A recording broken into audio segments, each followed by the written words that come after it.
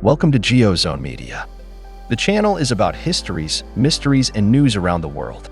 Singapore is an island country and city-state in maritime Southeast Asia. It is located about 1 degree of latitude, 137 kilometers or 85 miles north of the equator, off the southern tip of the Malay Peninsula.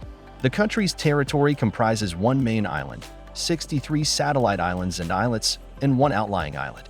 The combined area of these has increased by approximately 25% since the country's independence as a result of extensive land reclamation projects.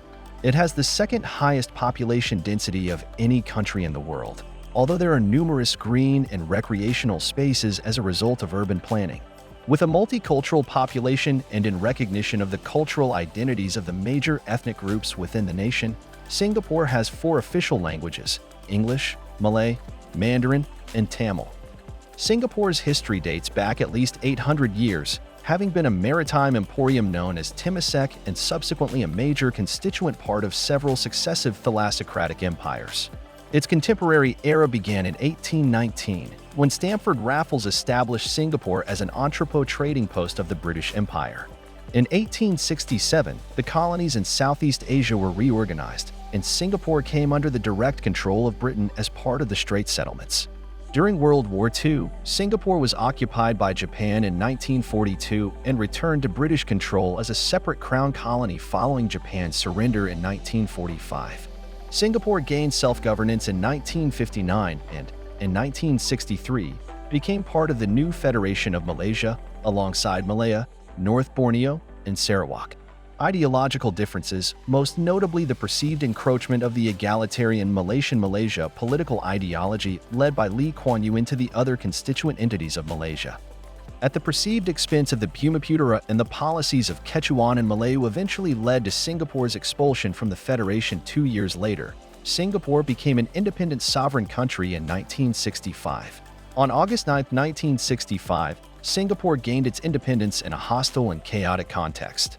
58 years later, this underdeveloped country, plagued by poverty, corruption, and insecurity, has become one of the richest and safest in the world. Where does this incredible success come from? At independence, Singapore had a per capita income of around $500, the equivalent of Ghana in the same year.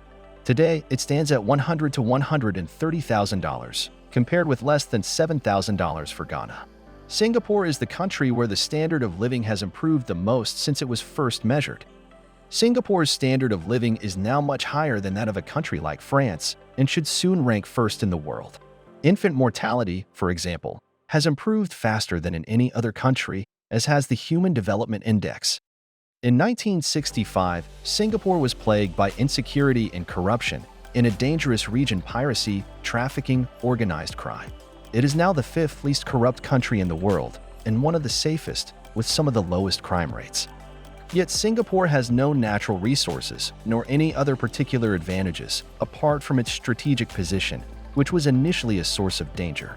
First and foremost, the city owes its rise to a visionary leader, Lee Kuan Yew, the true founding father of Singapore. Lee Kuan Yew was nearly executed by the Japanese during the Second World War, and became prime minister in 1959 by just one vote. He remained in the post for 30 years, overseeing Singapore's independence and then the city's tremendous growth, which was anything but a foregone conclusion. While Singapore was still in a survival mode in its early years of independence, Lee Kuan Yew soon cultivated the ambition to make it a model country in the long term. In a logic combining planning and liberalism, its development went through 2 major phases. From the 1960s to the 1980s, Singapore relied on its geographical position as a trade crossroads, its status as a poor country with an accessible workforce, and a policy of firmness and stability to distinguish itself in a dangerous region. For 20 years, the regime focused on developing the island and training its people. From the 1980s onwards, Singapore was able to transform itself from an emerging to a wealthy country by focusing on excellence, innovation, high-tech industry, and services. Controversial, Lee Kuan Yew ruled Singapore with an iron fist. But with skilled individuals such as economist Goh Keng Swee, political theorist S. Rajaratnam, and ex-military man George Yeo, he created a model of effective, development-oriented governance. Despite its democratic institutions, Singapore is a hybrid regime that some describe as enlightened despotism or benevolent dictatorship. Lee Kuan Yew claimed to put the long-term collective interest ahead of short-term public satisfaction. The Singaporean model rests on three pillars: pragmatism, with expertise taking precedence over ideology, and even democracy, meritocracy, deemed indispensable to the cohesion of this multicultural society, and long-term vision, even at the expense of democratic vitality. In addition to an increasingly contested authoritarianism, even if the population overwhelmingly supports current governance, the Singapore model suffers from other problems such as high inequality and one of the lowest fertility rates in the world. Despite this, Singapore knows how to reinvent itself in order to continue. With a focus on meritocracy, with an average working week of 44 hours, the country has set up an education system that ranks second in the world in the PISA rankings, and in particular first for mathematics.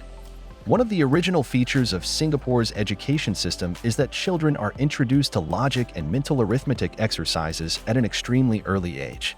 Homework or accompanied homework takes up 9 hours a week, third worldwide, inspired by the Japanese Hegura system. On an island of 600 square kilometers, 700 for the whole archipelago, devoid of resources, Singapore's only wealth is its people, as Lee Kuan Yew used to hammer home. Hence the emphasis on educational excellence to ensure a well-trained population and on ultra-qualified immigration.